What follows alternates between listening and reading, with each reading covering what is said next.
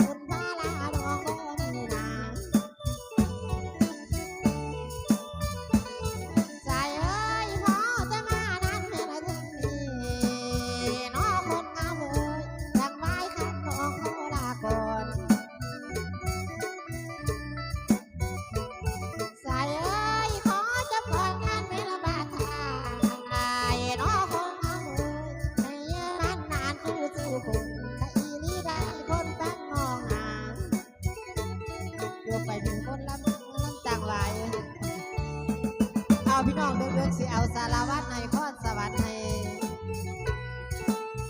เอาบันนี้เสียยาวเป็นผลงานลำเพลินที่ลงเวทีจากพี่น้องไปก่อนพบกันส่วนลำเรื่องต่อก่อน